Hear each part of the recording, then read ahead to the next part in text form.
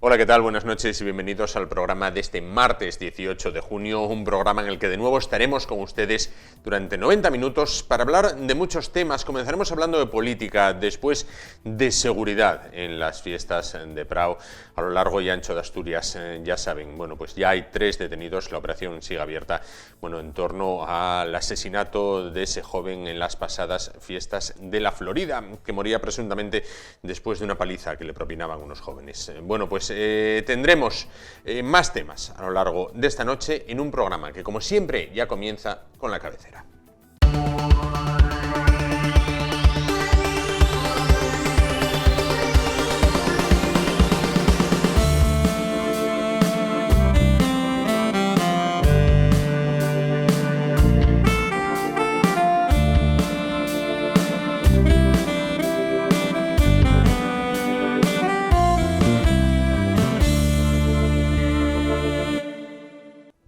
Pues comenzamos el espacio de esta noche hablando de política.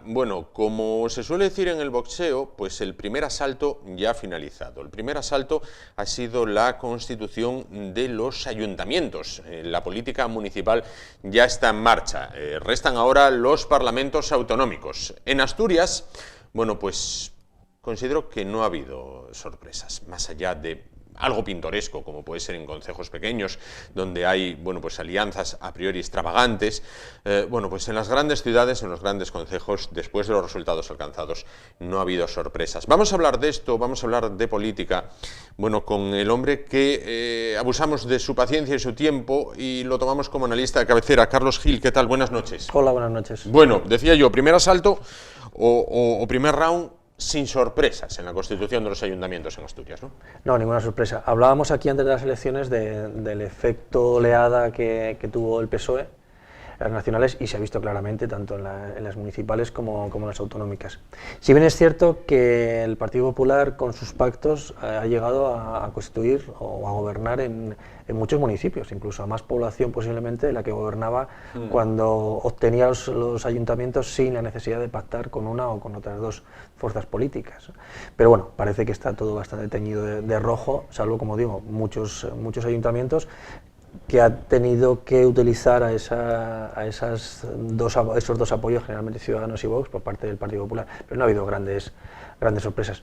Tal vez Oviedo haya sido el único ayuntamiento que podía haber algo puramente matemático, ¿no? Por la posibilidad que tenía el Partido Popular de apoyarse en unas otras formaciones, tal vez en Ciudadanos, pero al final, o en el Partido Socialista, pero al final ha sido evidente que lo que pasó en el anterior con el tripartito fue algo muy extraño y muy a última hora, y ese pacto de A3 que parecía que no sabías muy bien quién gobernaba en función de qué concejalía tratabas, parecía que gobernaba un partido u otro, eso no se ha dado y han pactado con su aliado natural, que parece ser que es Ciudadanos en todos los sitios. De hecho, donde no se ha producido, parece que el aparato de Ciudadanos ha dado un toque de atención diciendo, recordad quiénes somos ahora y quién es nuestro posible aliado siempre.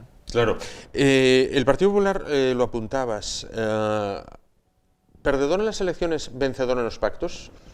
Teniendo en cuenta que los sistemas, es verdad que el ámbito local es un poco singular, pero teniendo en cuenta que es un modelo parlamentario en el que no gobierna el que más vota, o no necesariamente gobierna el que más vota, sino que el que consigue unas mayorías por sí solo o bien por las alianzas, teniendo en cuenta que se ha fraccionado mucho la derecha, pero que Ciudadanos, que surgió como un partido de centro, se ha escorado a la derecha, pues si eres capaz de pactar con todos los sujetos o agentes que están a la derecha, puedes llegar a gobernar, y mucho, ¿no? Porque en muchos sitios el voto es de derecha, bien vaya Vox, aunque es muy distinto, pero bien vaya Vox a Ciudadanos o al Partido Popular. Si eres capaz de pactar y eres capaz de saber que o pactando o no vas a gobernar, y con todo lo que tiene, con el batacazo que se llevó el Partido Popular en las generales, pues yo creo que ha sabido gestionar bien los resultados que ha tenido. Por sí solo no son buenos, pero pactando sí que han conseguido muchos municipios. Señalabas Asturias, basta mirar el mapa electoral, está teñida de rojo. No obstante, al PSOE le ha faltado la guinda a Oviedo. Es que todo no se puede tener. Yo creo que Oviedo tradicionalmente es una ciudad que se ha encontrado más cómoda votando a partidos de derecha, ¿no? Como digo, el anterior, el voto del gobierno del PSOE con otros dos, era algo que fue a última hora y casi segundos segundos antes de tomar la decisión final. Parecía lógico que a poco que el Partido Popular eligiese a un candidato más o menos atractivo y esperando a que, por ejemplo, Ciudadanos era de esperar que subiera, parecía lógico que pudiera gobernar sin grandes. El problema ha sido la reminiscencia a la anterior legislatura, a esa posibilidad hasta última hora poderse cuadrar otro tipo de sumas, pero era algo absolutamente, bueno, no digo inviable, que podía haberse dado evidentemente, pero parece más que lógico que el PP pacte con Ciudadanos. No obstante, ¿el quedarse el PSOE sin esa guinda puede pasar factura a Ciudadanos precisamente en la Junta? Sí. Hay una venganza de momento ahí. Quedó bastante claro. Pero más allá de eso, más allá del enfado que tiene parte del Partido Socialista por lo que ha pasado con Ciudadanos, yo creo que incluso más allá de lo que se habló de una cierta vuelta al bipartidismo, ahora estamos en una política de bloques, claramente. Ya no se trata de derecha e izquierda, no se trata del Partido Socialista, Partido Popular, sino bloques que parece que están condenados a no entenderse. Curiosamente, en un primer momento Podemos surgió como un partido transversal, aunque claramente era de izquierdas, hasta que se definió claramente, lo mismo que le pasó a Ciudadanos. Ciudadanos surge como un partido de centro, no se define hasta que decide definirse liberal, que en este país no queda, yo creo que muy poca gente sabe lo que significa realmente tener esa consideración liberal, aunque algunos se definen con mucha sencillez sin saber exactamente hasta dónde llega ese término, pero parece que esa definición a la derecha hace que estos bloques estén condenados a no entenderse. Con lo cual, al final, parece que Podemos solamente puede pactar con el PSOE y parece que Ciudadanos solamente puede pactar con el partido, con Vox y con el Partido Popular. Lo cual la irrupción de Vox, que en un primer momento fue una decisión de Ciudadanos, yo creo que bastante pensada, al final ha terminado saliendo mal, no solamente a nivel autonómico, sino a nivel nacional, porque le cuesta mucho no hacerse la foto con Vox. Podía ser un aliado más o menos lógico con el Partido Popular. Ahora ya no quiere ser un aliado con el Partido Socialista, pero cuando tienes que ser aliado del Partido Popular y además de Vox, muchos de los votantes moderados, centrados, dicen, es que yo soy moderado, quiero votar a un partido moderado de centro, pero es que ese partido moderado de centro pacta con o se apoya en partidos de extrema derecha, con lo cual ya no quiero el voto. La mayor parte de los votantes Ciudadanos consideran que el acuerdo más lógico de Ciudadanos llegaría con el PSOE, curiosamente. Esas personas, cuando ve que Ciudadanos en algunos sitios pacta con Vox, tiende a replantearse el voto. Yo creo que eso le va a pasar factura no solamente en Asturias, sino en toda España. Claro. Y por otra parte, hace años el acuerdo siempre se suscitaba entre Partido Socialista e Izquierda Unida. No existía Podemos, pero era uno fijo en la quiniela que Izquierda Unida iba a pactar con el PSOE. Bien. Vox ahora pone muchas condiciones, incluso dificultades, a pactar con el Partido Popular. Dice, o cumples lo que prometes, o me das concejalías, o no hay ese pacto. En algunos lugares, por ejemplo, Burgos, no se llevó adelante ese pacto. ¿Lo de Vox es capricho o es programa, como decía Anguita? Es decir, ¿es me pongo duro y yo no soy tu muletilla cuando te haga falta? Cuando eres necesario te puedes poner duro. Cuando lo eres menos, te puedes poner menos duro.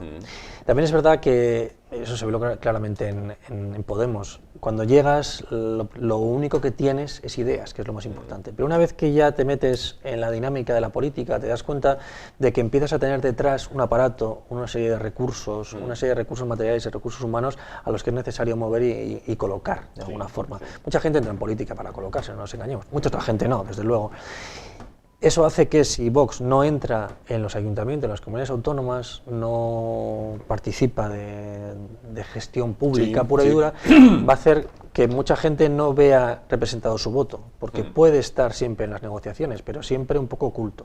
Cosa distinta es que gestione, por ejemplo, la concejalía o la consejería de bienestar social. Entonces tú ya visibilizas la gestión de ese partido. Si no lo haces, pierdes visibilidad y para mí es un error no entrar en ese tipo de gestión pública porque es realmente donde tú puedes llevar a cabo tus ideas. Si solamente tienes ideas y solamente apoyas, la gente que te vota no ve qué haces realmente o para qué ha servido tu voto.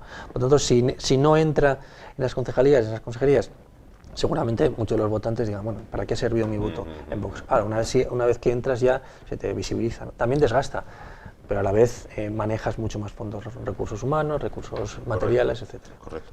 Candidatos independientes. Vamos a ver, los ha habido en estas pasadas elecciones en todos los partidos. Quizás Ciudadanos fue el que más tiró de candidato independiente.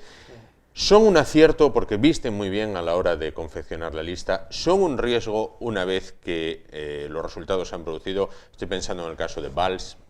A mí, cuando pensé en esto, me vino a la cabeza, cuando he pensado en esto, me venía a la cabeza el mundo del fútbol. Yo no soy nada futbolero, pero como fenómeno sociológico es fantástico. Sí. Es como si tienes a un delantero que no es tan bueno como alguien que es de fuera de la casa, pues un delantero que tienes toda la vida ahí, que siente mucho los colores, que seguramente no te va a meter 35 goles, te va a meter 30, pero sabes que cuando vienen mal dadas, lo más probable es que se quede en el equipo y que se va a dejar la piel. Puedes fichar a un delantero, no digo extranjero, puede ser también nacional, pero que no siente tanto los colores, te puede salir muy bien, pero si empiezas a ver que no te clasificas para no sé qué, que no ganas títulos, lo más probable es que al no sentir los colores se marche. Por tanto, depende, en primer lugar, depende de esas personas.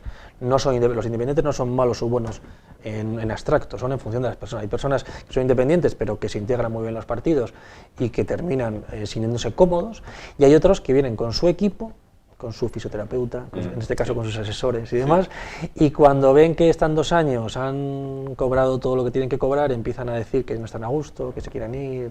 Entonces ves que el besarse el escudo lo hacen el día de la presentación, pero luego ya desaparece. Me parece una metáfora bastante interesante. Sí, es un símil bastante acertado, sí. Puede ser, también todos tenemos en la cabeza a esos delanteros o otros jugadores que han resultado muy bien y que han terminado sintiendo los colores. Pero cuando tienes a alguien de la casa, al final, eso de malo conocido, y dice, vale, no me voy a meter 35 goles, me voy a meter 25, pero sé que me los va a meter y que se va a dejar la piel todos los días. En cambio, el independiente dice, ¿qué va a pasar mañana? Y luego además van por libre, porque como son independientes, lo cual no deja de ser una paradoja. Si tú te presentas con las siglas de un partido, no eres independiente. ¿Qué es ser independiente? Que no estás afiliado previamente, que estás afiliado a partir de ese momento. Es una paradoja, incluso una mentira, no eres independiente. La cosa es que parece que te puedes marchar de la política porque tienes otra cosa fuera. Y en cambio uno que se dedica a la política y que siempre ha sido ese partido, parece como que lo tenemos muy visto. Entonces vende mucho, es cierto. De hecho, cuando se planteaba, Ciudadanos y otros partidos presentaban a estos candidatos independientes, parecía la presentación de galácticos en los equipos de fútbol. También lo comentamos aquí antes de las elecciones. Es lo mismo. El problema es que esos galácticos, al final, pues hay lesiones que no se entienden, luego ya no se esfuerzan tanto en el campo, les da igual, eso si no llegan a tener cargos importantes, terminan desapareciendo. Y aquello pues se comete un error. No siempre, pero puede pasar. Más allá de lo mediático que pueda ser Valls, en Asturias la actualidad o el interés político con los independientes pivota en torno a Juan Vázquez. Es que es lo único que puede dar un poco de juego, tanto en el ayuntamiento, por esa lectura no solamente municipal sino autonómica, sino que puede pasar en la Junta General. Pero, como decía, el socio natural del Partido Socialista no es Ciudadanos, aunque buena parte de los votantes de Ciudadanos, incluso el Partido Socialista, verían con buenos ojos que pactaran, pero es que el natural va a ser Podemos y lo ha sido Izquierda Unida y lo seguirá siendo. Porque además parece que la lógica hace que a nivel nacional también pase. Entonces, el hecho de que una comunidad autónoma tenga un gobierno similar al que tiene a nivel nacional, pues siempre se hace mucho más atractivo, ¿no? Ciudadanos, supongo que en la figura de Juan Vázquez tratará de pactar con el Partido Socialista, porque se definió socialdemócrata en un partido liberal, pero más allá de eso parece lógico que van a pasar a la oposición, que es una labor mucho más importante de lo que muchos quieren creer. Hacer una buena oposición es muy importante, pero no parece lógico, porque incluso desde Madrid se le dirá que a cada uno de los partidos le dirá que sus pactos naturales son otros. Son los que son, y eso es lo que hablamos de la política de bloques, ¿no? Claro. Vox, Ciudadanos, Partido Popular por un lado, y luego los partidos de izquierdas por otro. Por otra parte, hablabas ahora a nivel nacional. Después de las elecciones nacionales del 28 de abril, bueno, todo el mundo coincidimos en que era un magnífico resultado para el PSOE, pero cuando te pones a hacer las cuentas, dices, igual no es tan magnífico, ahora hay que llegar a acuerdos. Son muy difíciles esos acuerdos para Pedro Sánchez. ¿Optará por tirar adelante él solito o agita un fantasma de nuevos comicios generales? Sí, el fantasma siempre está ahí, no cabe la posibilidad porque los resultados han sido muy, muy buenos. Tenemos que verlo en perspectiva. Ahora, después de este tirón del Partido Socialista, nos parece que podían haber sido mejores, pero es que en el momento tenemos que recordar cómo estaba la situación del Partido Socialista, en el que había llegado al poder como había llegado, en el que se exigía elecciones, se dijo que iba a haber elecciones nada más llegar, luego estiraron un poco la corda hasta donde pudieron. Los resultados han sido muy, muy buenos y la dinámica es muy buena. Incluso si se celebran nuevas elecciones, seguramente podríamos tener unos resultados similares o incluso mejores.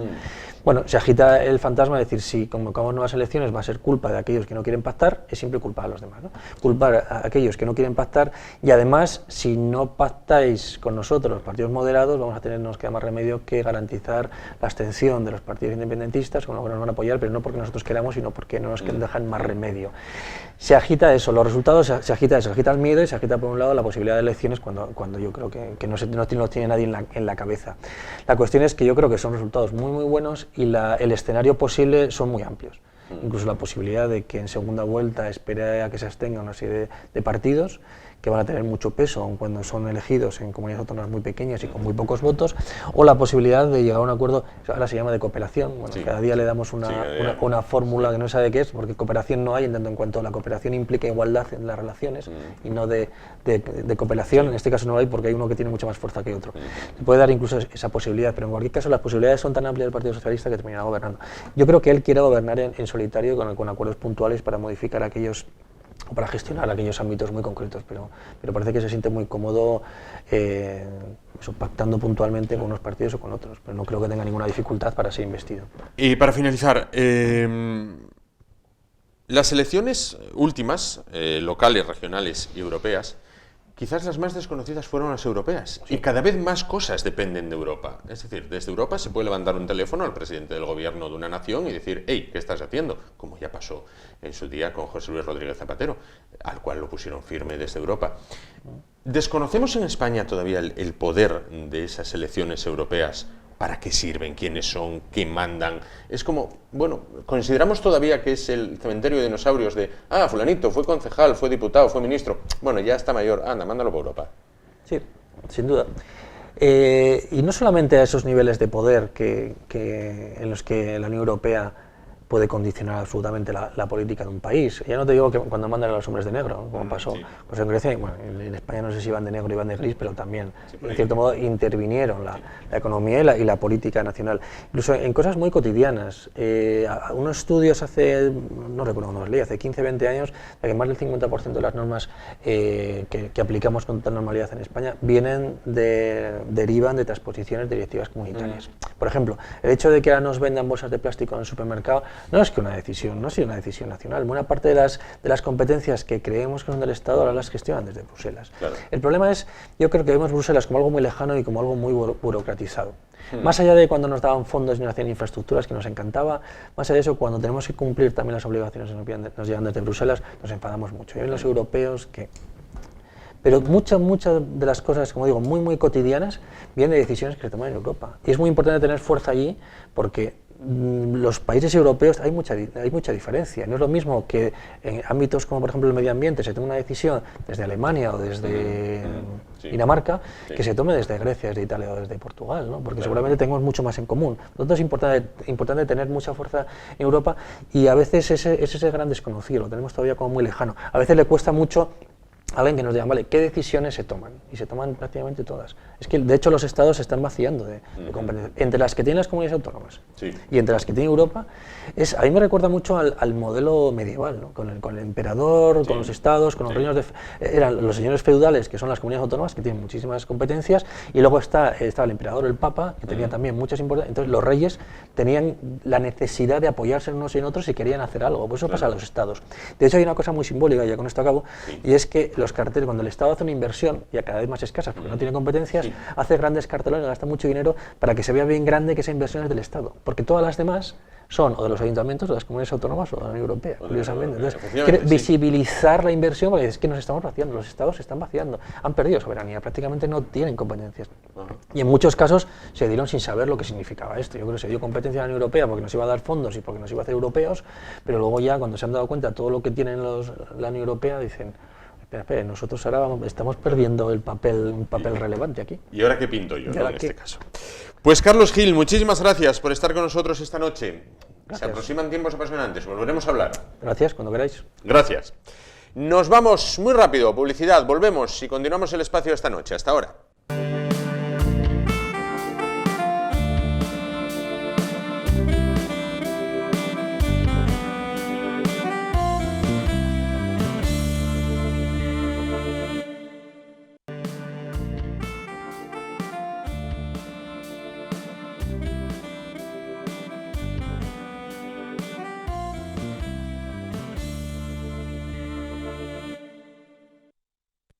Bueno, continuamos el programa de esta noche, vamos a cambiar totalmente de asunto. Vamos a hablar de seguridad en las fiestas. Bueno, en la época en la que nos encontramos, bueno, pues raro es la ciudad, el pueblo, por pequeño que sea, en la cual, bueno, pues no hay una fiesta patronal, bueno, pues que congrega a centenares e incluso a millares de personas. Para que el desarrollo de la fiesta sea, bueno, pues lo más feliz posible, se necesitan principalmente dos cosas. Contra una no hay nada que hacer, contra la otra sí que hay mucho que hacer. Lo primero, que no llueva. Lo segundo, bueno, pues que todo discurra por los cauces de la normalidad. ¿Para ello qué se necesita? Bueno, pues se necesita seguridad y que no acontezcan sucesos como los pasados hace unos días en la Florida, donde un joven fue apaleado por un grupo de aproximadamente media docena de adolescentes por el simple hecho de que no les quiso dar tabaco. Bueno, para saber fumarlo también hay que saber comprarlo. Bueno, no vamos a hablar de este hecho en concreto, sino de la seguridad en general en estos eventos festivos. ¿Y a quién corresponde? Bueno, esta noche se encuentra con nosotros Jorge Cuesta, él es coordinador general de Avispa, que es la Asociación de Vigilantes de Seguridad Privada en Asturias. ¿Qué tal? Buenas noches. Buenas noches. Bueno, pues entonces, ya estamos en época de fiestas, de romerías, de verbenas a lo largo y ancho de Asturias. Según la ley vigente, ¿de quién es la competencia de esa seguridad en el recinto festivo? Si hablamos de actividades, en este caso celebraciones, eventos festivos, culturales, musicales, la normativa reguladora vigente dice que la competencia es exclusiva, con algunas excepciones, para los cuerpos y fuerzas de seguridad del Estado y policías locales, o en su defecto para seguridad privada. En este caso estaríamos hablando de vigilantes de seguridad habilitados por el Ministerio del Interior y contratados a través de empresas de seguridad. No pueden ser contratados de forma autónoma o directa por los organizadores o promotores. Como bien indicabas, estamos hablando de eventos o celebraciones casi siempre promovidas o organizadas por entidades privadas, asociaciones, comisiones de festejos, etcétera, etcétera, a lo largo de toda la geografía asturiana y sobre todo de forma más intensa o específica en la época estival, en el verano. Por lo tanto, nosotros entendemos con la legislación en la mano que quien debe de cubrir los posibles riesgos que se vean sometidos los usuarios, los visitantes o las personas que acudan a esas celebraciones deben ser en este caso, cubiertas por dicha organización privada. Estaríamos hablando también de la propia administración, en algunas ocasiones administraciones públicas, ayuntamientos y demás, que también organizan. En este caso, también podrían recurrir bien a la seguridad prestada por los cuerpos y fuerzas de seguridad del Estado, pero como esos cuerpos y fuerzas de seguridad del Estado y policías locales, casi siempre estamos hablando de recursos operativos muy escasos y deben dedicarse, o nosotros entendemos que deben dedicarse, a lo que son funciones y tareas propias de seguridad ciudadana.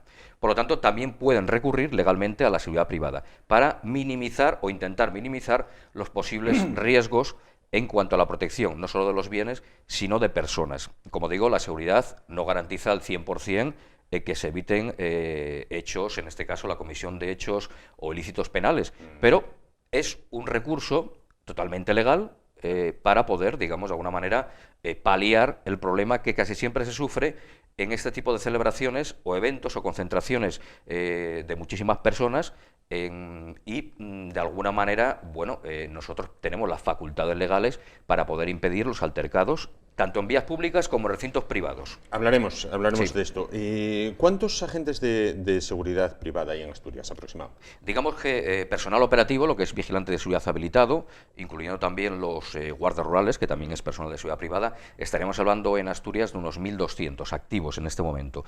No incluyo transporte de fondos, sistemas, etcétera, etcétera, porque digamos eso sería no otra rama, otra especialidad concreta, pero lo que es el personal operativo que está actuando ahora mismo en las calles, tanto en servicios contratados por particulares o servicios contratados por clientes privados o administración, estaríamos en torno a unos 1.250 trabajadores. Claro. ¿En qué ámbitos desarrollan su trabajo, más allá de las fiestas, ahora por el verano? La normativa nos permite, en este caso, desarrollar nuestras funciones profesionales, como digo, siempre habilitados por el Ministerio del Interior y contratados a través de una empresa de seguridad, prácticamente en todos los sectores, en el Principado de Asturias. Extrapolable también esta cuestión al resto del territorio nacional. Estaríamos hablando tanto de clientes privados como de clientes públicos. Edificios públicos, centros comerciales, entidades bancarias, polígonos industriales, etcétera, etcétera. Cualquier lugar que legalmente se autorice por parte de la delegación del Gobierno y por parte de los informes previos de la Unidad Territorial de Seguridad Privada de la Policía Nacional, que es de quien dependemos, además de otra serie de competencias, en el caso de los guardas rurales de la propia Guardia Civil, podemos desarrollar, como digo, en todos esos ámbitos o en todos esos lugares o sectores nuestras funciones profesionales. Señalaba usted que en algunas situaciones, bueno, pues determinadas sociedades de festejos contratan o destinan al tema de la seguridad a agentes, digamos, o a vigilantes ilegales, vigilantes piratas, podemos llamar así. ¿A quién se contrata? ¿Cómo las personas que acuden o acudimos a una fiesta pueden decir, ah, pues este no es vigilante de seguridad? Es fácil la definición y agradezco además que me hagas esta pregunta. Casi siempre las entidades, los promotores o los organizadores entienden que contratar seguridad privada es una inversión. Nosotros vamos a lo argumentamos de otra manera, es decir, no es una inversión. Obviamente, igual que se presupuesta otra serie de cantidades económicas para la contratación a veces de orquestas estelares o de otra serie de actuaciones, entendemos que no podemos escatimar en la inversión, en la protección de personas, en este caso que acuden a esos eventos. ¿Cómo poder distinguir o diferenciar qué personas o personal ajeno está ejerciendo nuestras funciones? Bien, solo el vigilante de seguridad habilitado o el guarda rural puede ejercer, tanto en el ámbito urbano como en el ámbito rural, las funciones que tenemos encomendadas, como digo, por parte del Ministerio del Interior, nuestras funciones profesionales. El resto de figuras laborales análogas, o que la gente puede llegar a confundir, como son los controladores, como son los porteros, como es personal de servicios o personal auxiliar, que puede en algunas ocasiones portar un uniforme muy parecido al nuestro, es personal que está ejerciendo o ejerce funciones de forma ilegal, según la normativa reguladora. No solo la que nos concierne a nosotros, Ley de Seguridad Privada y el reglamento que desarrolla el artículo de dicha ley, sino, por ejemplo, en Asturias tenemos o podemos acogernos a la Ley de Espectáculo y Actividades Recreativas del Principado de Asturias en vigor desde el año 2002. Por lo tanto, solo y exclusivamente pueden ejercer esas funciones vigilantes de seguridad habilitados por el Ministerio del Interior, contratados a través de empresas de seguridad, portando un uniforme diferente para cada empresa, pero que está autorizado, como digo, por el Ministerio del Interior, portando su dotación reglamentaria, casi siempre es autorizada por el jefe de seguridad, grilletes y una defensa extensible semirrígida de 50 centímetros y, además, un elemento identificador fundamental, que es nuestra placa, donde va el número de el número de habilitación es pedido por el Ministerio del Interior, que nos concede una autorización administrativa para ejercer esas funciones. Y además portamos lo que se denomina técnicamente la TIP, la tarjeta de identificación profesional, que cualquier ciudadano afectado por el ejercicio de nuestras funciones puede solicitarnos en el caso de que tengamos que identificarnos ante esa persona o incluso ante los cuerpos y fuerzas de seguridad por cualquier hecho que se nos solicite tal identificación. Correcto. ¿Cuáles son sus competencias, las competencias de los vigilantes de seguridad? Quiero decir, ¿qué pueden hacer y qué no pueden hacer? Son muy variadas. Nosotros estamos facultados, además, de forma imperativa. Cualquier ciudadano puede denunciar o incluso puede detener, según la LECRI, la Ley de Enjuiciamiento Criminal, pero en ejercicio de nuestras funciones esa no es solo una obligación, sino que es un imperativo. Es decir, si nosotros observamos la comisión de un hecho o la comisión de un ilícito penal, estamos obligados a no solo intervenir, sino a denunciar tales hechos ante las autoridades competentes. Bien, no solo podemos detener, no retener, que es que legalmente la palabra retener, es decir, o hay deambulación, o hay una libre deambulación, o no la hay, es decir, o hay una detención, siempre y cuando nos basemos en hechos o ilícitos, como digo, penales. Y también podemos denunciar infracciones administrativas. En este caso no correspondería hacer una detención, ¿no? Nuestras funciones son muy variadas, es decir, todo lo que esté relacionado con ilícitos penales, tanto contratados por clientes privados como la propia administración, como digo, estamos facultados para realizarlo. Es decir, el abanico de posibilidades es muy amplio. Intervenir en alteraciones del orden público, en los lugares donde estemos. Controles de acceso y de identidad. Podemos pedir perfectamente la identidad a una persona que quiera acceder a un recinto privado y si se niega o no quiere mostrarnos esa identificación, podemos, como digo, negarles perfectamente la entrada y requerir la presencia de los cuerpos y fuerzas de seguridad del Estado. ¿Están facultados para pedir el DNI? Sin ningún tipo de problema y con todas las bases legales oportunas. Si, por ejemplo, vamos al caso práctico, bueno, pues en una de estas fiestas que hay a lo largo y ancho de Asturias, nos encontramos el típico borracho que está formando un lío. Bueno, ¿ustedes pueden detenerlo? Podríamos detenerlo y ponerlo a disposición de los cuerpos y fuerzas de seguridad siempre y cuando cometa un delito. No obstante, hay una matización. Si está provocando una alteración del orden público o está provocando una serie de molestias al resto de las personas o de los visitantes de dicho evento, estamos obviamente también facultados para proceder a la expulsión del mismo, así como poder intervenir en el caso del consumo de bebidas alcohólicas en el interior si estuviese prohibido o incluso tanto la venta como el consumo de bebidas alcohólicas por parte de menores de edad. Estamos facultados, para poder expulsar a esa persona del recinto. Correcto. ¿Cómo es la relación de ustedes con los cuerpos y fuerzas de seguridad del Estado? Quiero decir, me viene a la cabeza, por ejemplo, unos hechos, usted los recordará a buen seguro, en las fiestas del Siringuelu de hace, no sé si fue el año pasado, si hace 2 años, bueno, se formó un lío tremendo en una de las barras del bar, bueno, con las camareras prácticamente acorraladas en el interior del mismo, hasta que llegó la Policía Nacional, bueno, hubo una carga policial, digámoslo así. ¿Ustedes en ese momento, cuando se ven desbordados, tienen que llamar a la Policía Nacional o Guardia Civil o cómo funciona esto? Es que eso ya debería de estar coordinado desde un principio, a través de un plan de seguridad, emergencias y evacuación, con un director de seguridad a la cabeza, con la correspondiente digamos, coordinación con la empresa de seguridad que va a prestar ahí sus servicios. En el caso que acabas de comentar, que es un caso, bueno, muy significativo, la intervención fue por parte de la Unidad de Intervención de la Guardia Civil, los conocidos popularmente como antidisturbios de la Guardia Civil, que hicieron una actuación, bajo mi punto de vista, nuestro punto de vista, impecable. En ese caso se desbordó. ¿Por qué? Porque hay que ser autocríticos. Hubo una mala planificación por parte de la organización, mala organización por parte del director de seguridad y una mala, digamos, coordinación entre los cuerpos y fuerzas de seguridad del Estado y la empresa de seguridad que allí prestaba. Es decir, eso se podía haber perfectamente planificado o se podría haber intuido que iba a haber esos problemas ante tanta concentración de más de 20.000 personas en un recinto cerrado. Por lo tanto, ahí creo que fue un fallo concretamente de organización. Y, obviamente, estamos para proteger a las personas. La situación que se provocó, la situación de pánico, de temor por parte de sus trabajadores, que sufrieron las consecuencias, como digo, de una mala planificación. No tanto de los cuerpos de fuerza de seguridad, sino de quien planificó el evento en un momento a través de un plan de seguridad contratando a un director de seguridad. Nosotros ya en su momento denunciamos que eso había sido una auténtica chapuza desde el punto de vista de coordinación. Nuestra relación con los cuerpos de seguridad, concretamente en Asturias, es más que buena, excepcional, en este caso, tanto con la Unidad Territorial de Seguridad Privada, que es la que tiene las competencias en el desarrollo de nuestros trabajos o nuestro trabajo profesional, y también con los responsables del SEPROSE de las dos comandancias de la Guardia Civil, que, como digo, también tienen una serie de competencias en el tema de armas por parte de seguridad privada y sobre todo de los guardas rurales. Por lo tanto, en ese sentido no tenemos ninguna queja, aparte de las reuniones periódicas que nosotros como asociación profesional realizamos para coordinarnos y intercambiar diferentes informaciones con ellos. Vamos a ver, ustedes en este caso, ¿detectan una merma en el concepto de autoridad? Quiero decir, una persona de los años míos o suyos, al 99% de los casos, cuando tenía 16, 17, 18 años, si un guardia civil o un policía nacional le decía, chaval, ven acá, prácticamente se ponía firme e iba.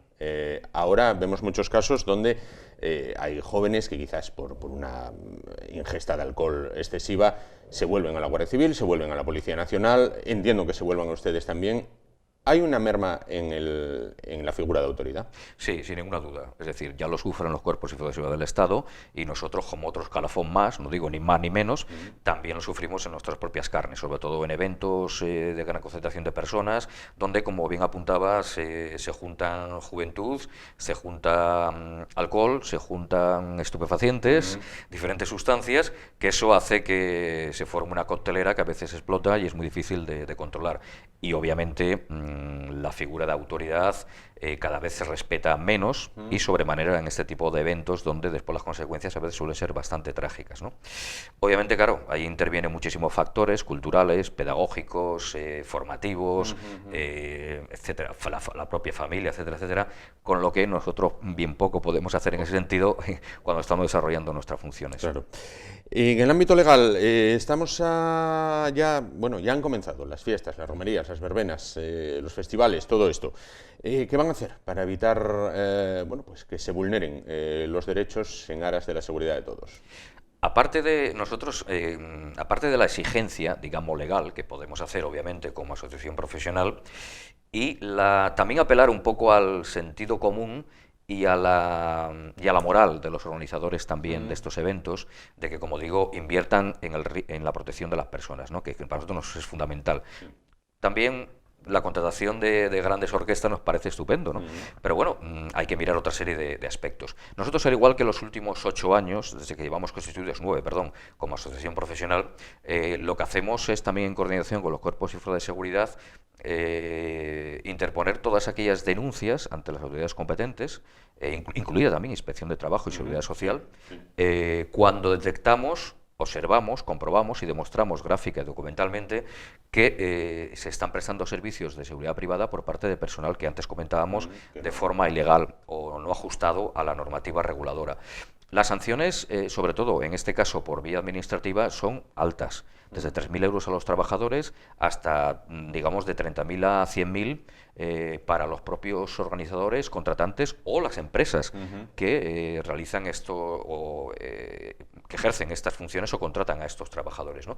Por lo tanto, no nos queda más que la acción coercitiva, desgraciadamente, puesto que hemos hablado, hemos comentado, hemos informado, hemos enviado dossiers con toda esta normativa a cumplir, y no por capricho nuestro, sino porque así se impone. Y además porque estamos hablando de responsabilidades, como dije antes, no solo administrativas, sino también penales y civiles para todas las partes implicadas, directa e indirectamente. Entonces, tienen que concienciarse los organizadores de que esto hay que cumplirlo, independientemente de otras cuestiones que antes comentábamos. Claro.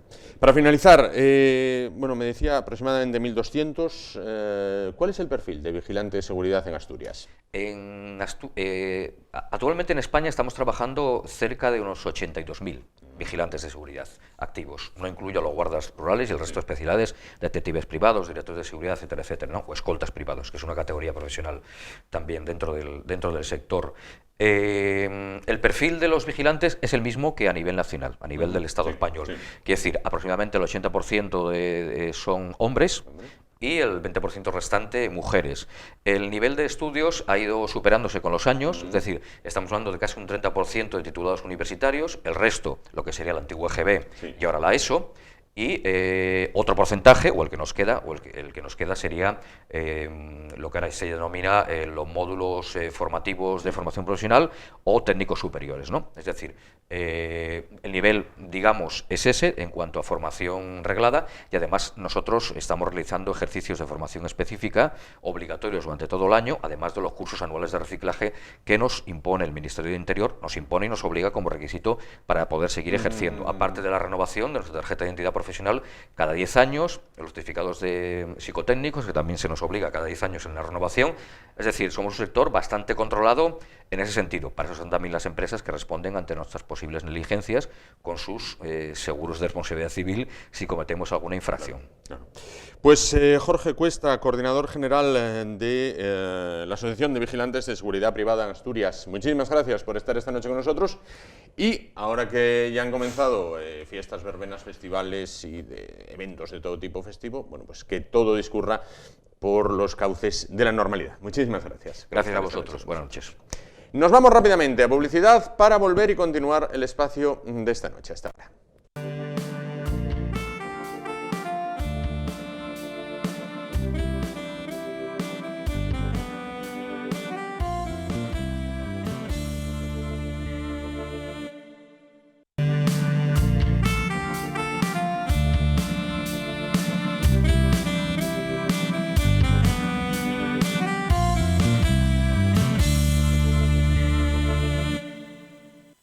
Bueno, vamos a continuar. El programa de esta noche es tiempo, como todos los meses, bueno, para aprender y para divulgar, bueno, pues el mundo de unos seres diminutos como son los insectos. Aunque, cuidado, los que tocan esta noche no son tan pequeños como dentro de un momento van a ver. Bueno, para hablar de este tema, como siempre, vamos a ir de la mano del profesor de Ciencias Naturales y entomólogo Miguel Moya. ¿Qué tal? Buenas noches, Miguel. Buenas noches, Juan. ¿Todo bien? Todo bien.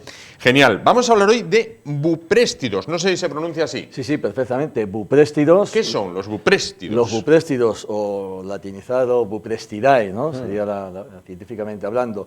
Pues son, en España, medianos, pequeños coleópteros, ¿no?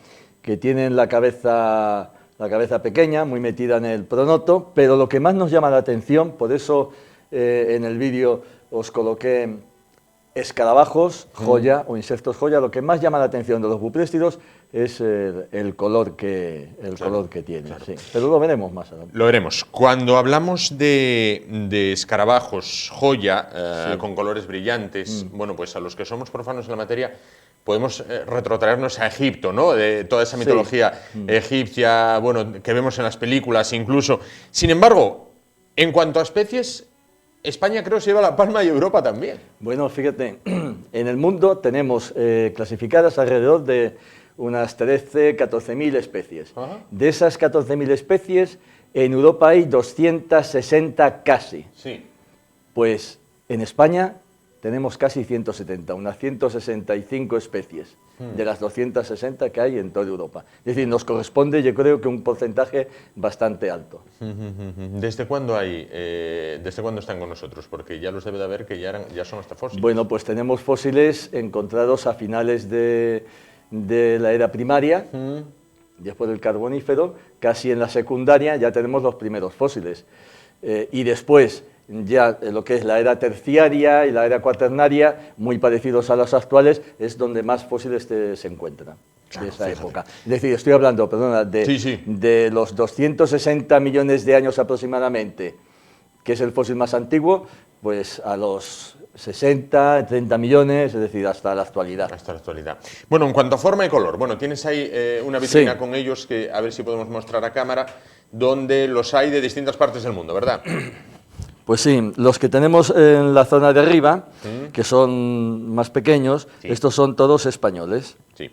De todos estos españoles, la Calcofora mariana, que es del pino, pues es uno de los bupréstidos más grandes y preciosos que tenemos aquí en España. Con ese color metalizado. Con este ¿no? color metalizado. Claro, claro.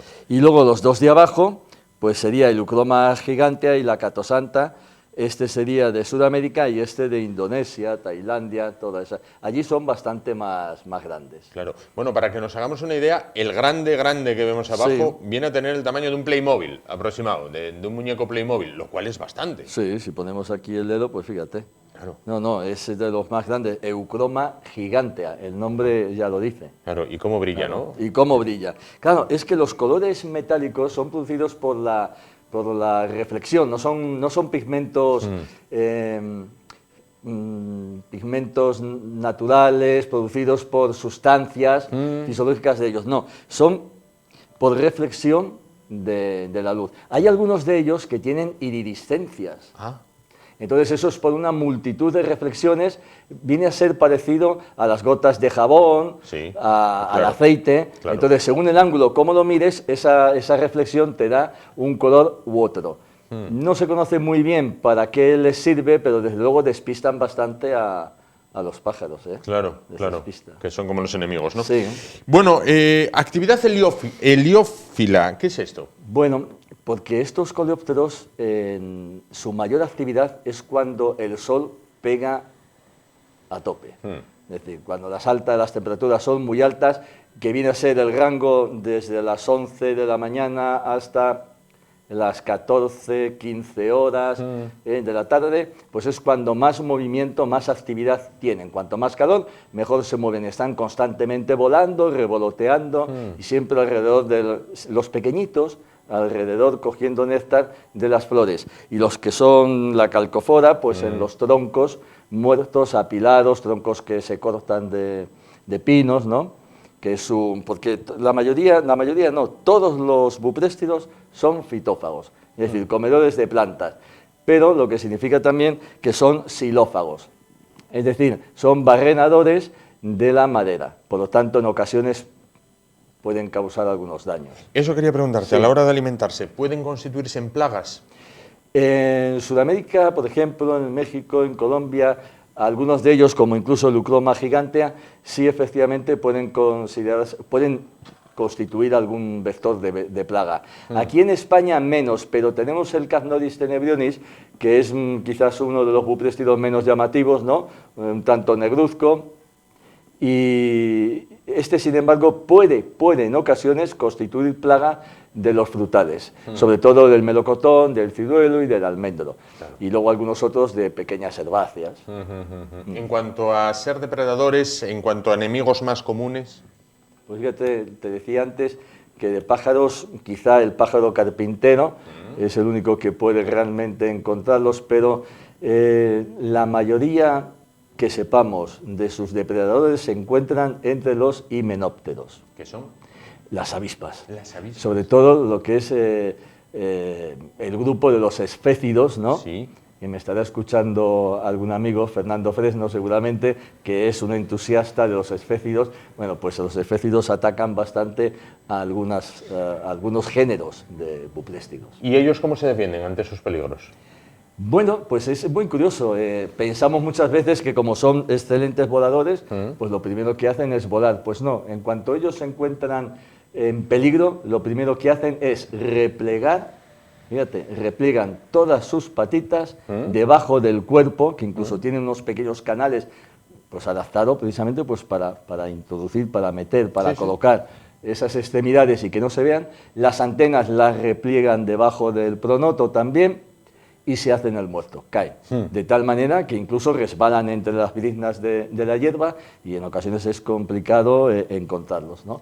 Pero por otro lado, sin embargo, sobre todo en las selvas que se dedican a coger, ya veremos por qué, estos coleópteros, pues claro, en cuanto mueven el árbol, ellos se encuentran agredidos, se encuentran en peligro, entonces se dejan caer. Es una forma fácil de recolectarlos. Moviendo un árbol, ellos se dejan caer haciéndose el muerto. Claro, los puedes coger si tienes una sábana abajo. Ahí preparada para ello. Bueno, se utilizan como adornos. Decía yo antes, en Egipto vemos esas películas de Cleopatra y de Sinué y todo esto que llevan, bueno, pues siempre un escarabajo bien grande ahí. Sí, bueno, el escarabajo pelotero, pero el Scarabaeus sacer. Pero en cuanto a los bupréstidos, lo que más llama la atención de ellos son los élitros, que son los que reflejan la luz y los que tienen esas tonalidades iridiscentes, tonalidades metálicas. Bueno, pues estos élitros se recortan, se recogen de los bupréstidos y se pueden hacer collares, que ya en la antigüedad, en Egipto, ya se vieron algunos collares hechos con élitros de los bupréstidos. Collares e incluso adornos de pulseras, porque además son bastante resistentes. Entonces se utilizaban bastante como adorno y en la actualidad algunos pueblos indígenas también lo utilizan e incluso nosotros también lo utilizamos. En joyería se está utilizando en la actualidad, siglo XXI, se están utilizando y no hay más que mirar en internet y están expuestos joyerías, bueno, pues algunas de élite.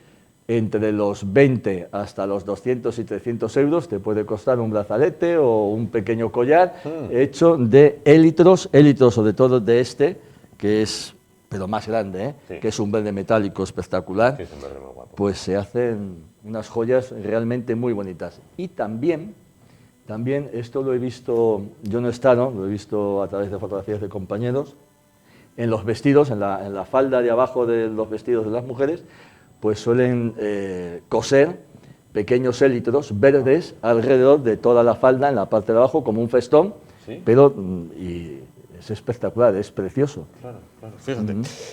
Y hay lugares donde se comen, hay lugares donde no se conoce el jamón, obviamente.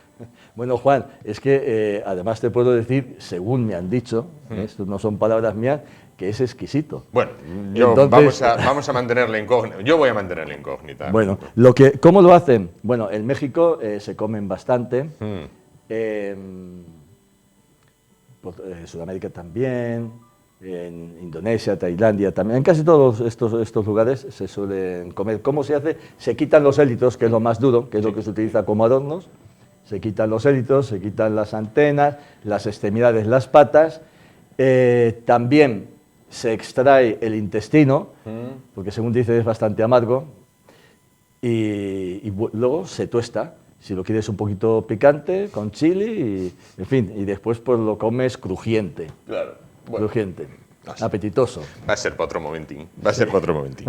Bueno, Miguel, ¿cómo se está presentando la primavera? Porque entró muy bien, Sí. pero granizo, lluvia, frío, viento... Sí. ¿Esto qué?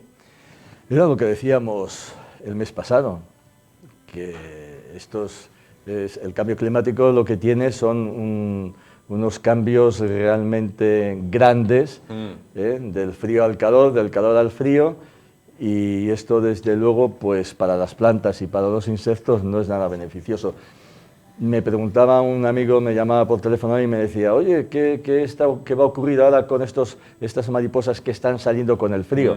Y bueno, pues normalmente se suelen refugiar y aguantan el invierno. El problema es si algunas de las plantas nutricias salen más tarde, la hoja, Claro, me refiero, y si estos insectos han puesto, que lo han hecho con toda seguridad, han hecho ya la puesta de los huevos, bueno, pues se van a encontrar que en el momento en que salgan las orugas va a haber una desincronización entre la salida de la hoja y estas orugas, ¿no? Claro. Entonces, bueno, puede afectar, desde luego. Bueno, vamos a ver, aquí estaremos para que nos lo cuentes. Miguel Moya, profesor y entomólogo, como decimos siempre, quien quiera ampliar información sobre este tema, entomología.net, ¿verdad? Entomología.net, para todos vosotros, e incluso nos podéis escribir y estaremos encantados de ayudaros en lo que sea. Pues ahí queda esa recomendación. Miguel, muchísimas gracias. A vosotros, Nos gracias. vemos el mes que viene y a ustedes les vemos ahora. Dentro de un momentín, a vuelta de los anuncios, aquí seguiremos. Hasta ahora.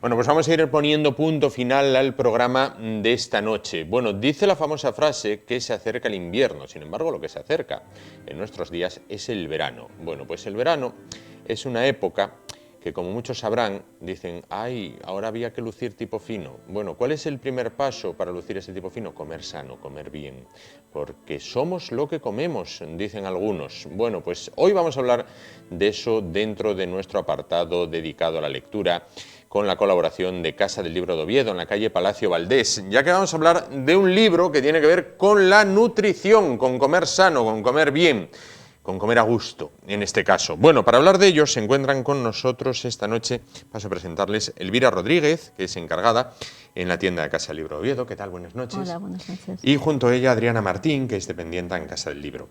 Bueno, ¿qué libro es el que nos vais a presentar y que tiene que ver con la nutrición? Bueno, pues traemos Come Comida Real, de Carlos Ríos. Y lo traemos sobre todo porque no es el típico libro de dietas que te quita unos alimentos o te da otros, o te dice que tienes que comer solo verduras o cosas, alimentos en zumo, de una manera u otra. No, es algo mucho más simple, mucho más básico y lo que todos debiéramos haber hecho siempre. Y es comer comida normal, real, que te encuentras todos los días en todas las casas y sobre todo que te encontrabas en las casas de nuestras abuelas, sí, o de nuestras madres incluso, pero sobre todo de nuestras abuelas. Comida, lo que Carlos Ríos llama comida simple que no es procesada. Guisantes, manzanas, garbanzos. Lo de toda la vida. Lo de toda la vida. Garbanzos, lentejas, la comida casera alubias, por fabas. Excelencia. Fabas, ¿cómo no? ¿Cómo se me ha olvidado? Efectivamente, vamos a verlo. Bueno, aquí lo tenemos. Come Comida Real, ¿vale? El autor Carlos Ríos, creador del movimiento Real Fooding. ¿Qué es Real Fooding? Comida real. Comida real, en este caso. Bueno, no podía ser de otro modo. Una guía para transformar tu alimentación y tu salud. Es decir, vamos a dejarlo clarinete. No es un libro para adelgazar. No necesariamente, aunque él cree, y lo ha demostrado, que se puede adelgazar con ese tipo de comida. Sí. Hombre, es que, vamos a ver.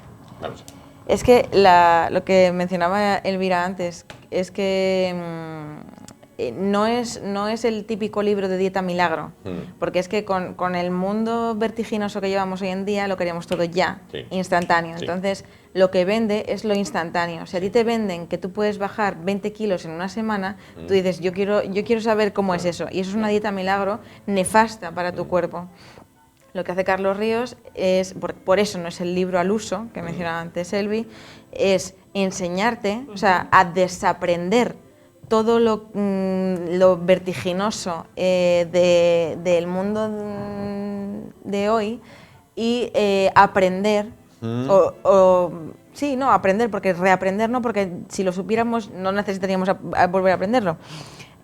A comer normal, o sea, lo que se ha olvidado que es como comer normal, que es como decía Elvi antes, como comen nuestras abuelas, porque antes no había ultra supermercados, sino que había ultramarinos en los que tenías las verduras ahí mismo, cogidas de la huerta, tenías el pescado fresco cogido en la lonja esa misma mañana y lo que tuvieran de res en ese momento disponible. Sí, y también yo creo que a mí me parece que tiene algo muy bueno, y es que te quita muchos mitos de comida light o alimentos light, que al fin de cuentas son, o creemos que son un engaño, porque vale, a lo mejor te quitan grasa, pero te meten azúcar. Quiero decir, no es light. Lo light es comerte la manzana, no es comerte un envase que tiene algo de manzana, suponemos, pero es que es una construcción de la industria alimenticia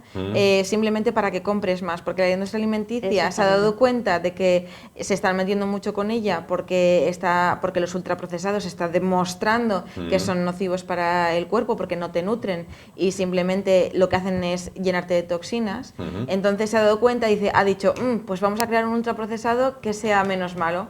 Menos malo. Entonces le ponen las etiquetas de que si light, que si 0% materia grasa, que si sin azúcares añadidos, que si, que es lo que dice Elvi, cómete una manzana. Claro. Bueno, el público acepta, está atraído por estos libros de nutrición, ya sean que te plantea, pienso, una campaña a largo plazo, tú primero aliméntate bien, luego los resultados ya vendrán. ¿O se siente también atraído por los que decía Adriana de baja 20 kilos en un mes y estarás como Brad Pitt? A ver, como tú decías antes, esta es una época muy mala. Entonces, yo creo que si pusiéramos este libro, que bueno, lo tenemos puesto ahí, pero si a su lado ponemos otro que te dice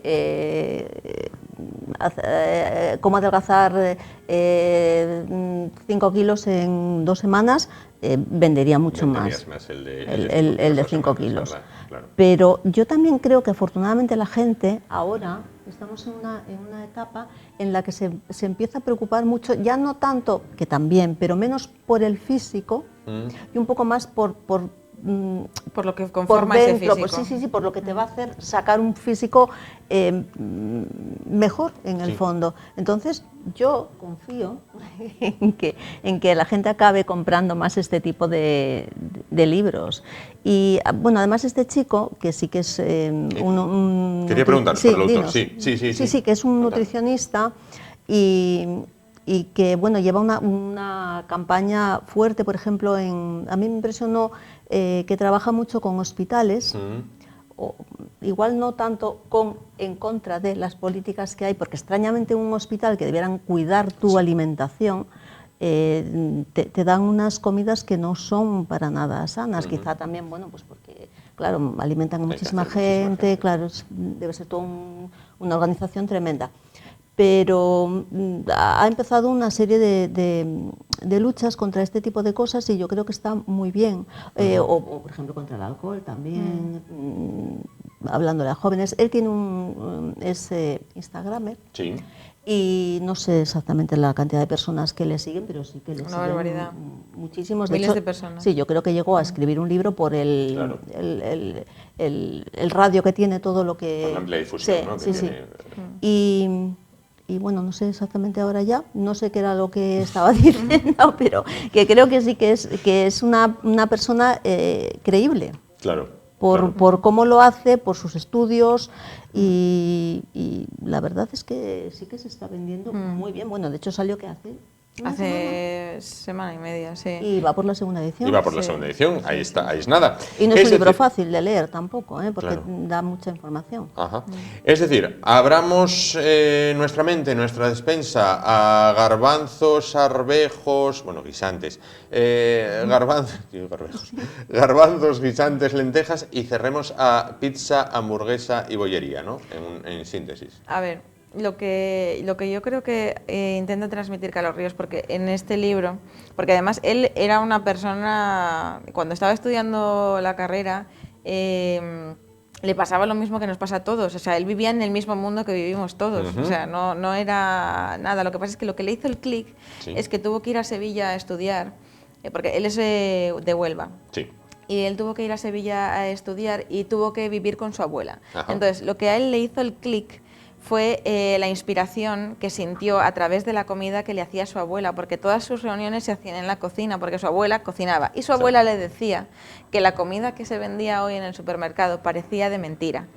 Entonces, eso a él le hizo un clic en su cabeza y empezó a cuestionarse lo que es la industria alimenticia, cómo nos venden la comida, por qué nos la venden así, por qué ahora estamos sobrealimentados, pero pero por contrapartida estamos desnutridos, estamos sobrealimentados, pero desnutridos, porque lo que nos alimenta, no todo lo que nos alimenta nos nutre, o sea, los nutrientes es lo que conforma nuestra piel, nuestras células, nuestros músculos, eso es lo que nos nutre, pero no todo lo que los alimentos tienen nutrientes. Entonces él se dio cuenta de eso gracias a su abuela, a la que le ha hecho un homenaje. Y entonces, a partir de ahí, empezó a cuestionarse incluso las propias enseñanzas que a él le impartían en su propia carrera. Claro. Y todo, y empezó a investigar. Y entonces yo creo que este libro es la conclusión de todo eso. Y enlazando un poco con lo que preguntabas antes de si eso no para adelgazar, es que, a ver, de hecho hay otro libro que tenemos en la tienda que se llama Si quieres adelgazar, aprende a comer. Claro. Entonces, estamos obsesionados con el físico y demás. No, que es lo que dice un poco Elvira también, que estamos, gracias a Dios, hay un movimiento al que se suma el real fooding de Carlos Ríos, que es esa reflexión de pensar, no, y yo, o sea, ¿de qué estoy hecho yo? Si estoy sano, no estoy sano, porque uno de los datos que dice al principio del libro es que un porcentaje altísimo, no sé si menciona que el 60, el 70%, bueno, mucho más de la mitad de las muertes de la población están derivadas por carencias nutricionales. O sea, muchas cardiopatías, muchas padecencias del hígado, del páncreas, de los riñones, están derivadas, y eso se está demostrando cada vez más, que son por carencias nutricionales. ¿Y eso por qué es? Y Carlos Ríos lo explica en su libro, por cómo está construida la industria alimenticia y por cómo hemos desaprendido a comer bien y ahora tenemos que desaprender otra vez de lo que nos están vendiendo continuamente, que si con paquetes, que si light, como decía antes Elvira, que si bajo en calorías, que si etc. Él lo que hace es recuperar esa comida real. Compra verduras, compra lo que esté menos procesado posible. Tú piensa en cómo están los alimentos en su estado original. Sí. Pues si hay un árbol con manzanas, con naranjas, las lechugas que salen del suelo, el aspecto que tengan. Si tú lo ves en el mismo aspecto en el supermercado, eso no está procesado. Si lo ves envuelto en plásticos, con otra forma diferente, otro color, otro olor, otro sabor, entonces sospecha. Eso es ultraprocesado. No, pero y en cualquier caso también te dice, bueno, no te obsesiones, no te agobies, pues si un día comes una hamburguesa, la comes, Exactamente. disfrútala, Claro. disfrútala. Claro. Pero sé consciente de lo que Y al día comes. siguiente vuelve a comer... a casa de tu abuela. Por ejemplo. Vuelve a comer a casa si de tu tienes la abuela, suerte en este de caso. tener esa abuela, Claro que vete sí. a su casa, sí. A ver, hace años yo lo leí que había sido un bombazo el método Duncan, o Duncan. Sí, la dieta de Duncan. Eso, Un auténtico bombazo. un bombazo. Sí. Nefasta. Sí. ¿Nefasta? Nefasta. Parece ser que sí. Sí, sí. Que tenía problemas serios de salud. Sí. Nefasta. Nefasta porque Quitaba algún alimento por completo. quitaba los alimentos. carbohidratos. Yo Todos recu- los carbohidratos. yo recuerdo Los que sí que carbohidratos eran- son bueno, es que hay muchísimos tipos, Sí. pero bueno, da igual. Para que nos venga rápido a la mente, la pasta, el pan, el arroz, todo eso son carbohidratos. Ajá. Y él los eliminaba por completo, cuando no se debe eliminar nunca ningún macronutriente. Macronutrientes son pues los grandes componentes de los alimentos, las proteínas, las grasas y los carbohidratos, los hidratos de carbono. No se debe de ¿Tú de esto sabes? un poquito. Sí. Bien, porque mucho, te estaba mucho, escuchando y digo yo, mucho. claro. No se debe eliminar nunca ningún macronutriente de ningún tipo de dieta, porque entonces te estarás creando una carencia nutricional. Y tu cuerpo la suplirá tirando de otras cosas. Duncan, el éxito que tuvo es que al eliminar los carbohidratos de tu cuerpo, como respuesta para compensar esa pérdida, lo que hace es perder muchísimo líquido. Y en vez de coger la energía de los carbohidratos, que es de donde se nutre nuestro cuerpo principalmente, la coge de las proteínas. ¿Dónde se albergan las proteínas? En nuestros músculos. Entonces la gente reducía muchísimo su volumen porque lo primero que perdía era líquido y luego reducía el volumen porque perdía músculo. La consecuencia es un efecto rebote de la Virgen, porque en cuanto dejas de hacer la dieta Duncan y a poco que comas un poco, tu cuerpo no vas a saber gestionar esa ingesta de carbohidratos de la que tú le has privado durante tanto tiempo y enseguida vas a aumentar de volumen porque tiene que compensarse. Claro, claro. Entonces, aparte, todas estas dietas milagro que dicen, pues a base de batidos o sáltate X comidas o con una comida, Alcachofa, sí, la dieta sí. del alcachofa, la dieta de la avena, Sí. la dieta de la piña, basura todo. Sí, y me hago cargo de mis palabras, ¿eh? Ahí está. He dicho. Y las dietas que también dicen que te puedes saltar comidas o sustituirlas por batidos y todo eso, también son nefastas, porque tu cuerpo necesita una energía para simplemente mantenerse vivo sin que tú no hagas nada. Así fueras Tutankamón en su tumba, respirando y palpitando, ¿qué consumes? Entonces, si tú reduces la energía que le metes a tu cuerpo por debajo de la energía necesaria para subsistir, Sí. tu cuerpo lo va a gestionar de tal manera que, bueno, el cuerpo humano es muy inteligente. Sí, sí, claro. Entonces, amortiza todo lo que tiene, entonces cada vez consumes menos, consumes menos, consumes menos.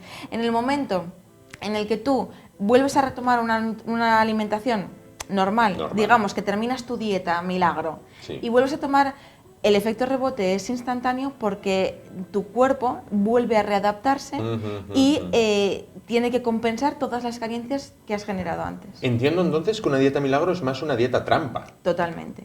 Ajá. Que te secuestra prácticamente porque luego o no la abandonas nunca, con lo cual es un suplicio, Por supuesto. o cuando vuelvas a tu vida normal, ahí te vas para arriba otra vez.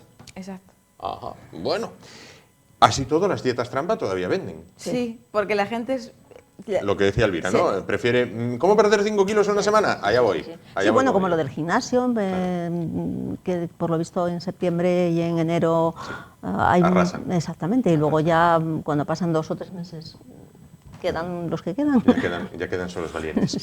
Bueno, pues perfectamente. Aquí lo tienen. Come comida real, de Carlos Ríos. Vuelvan a la cocina de su abuela.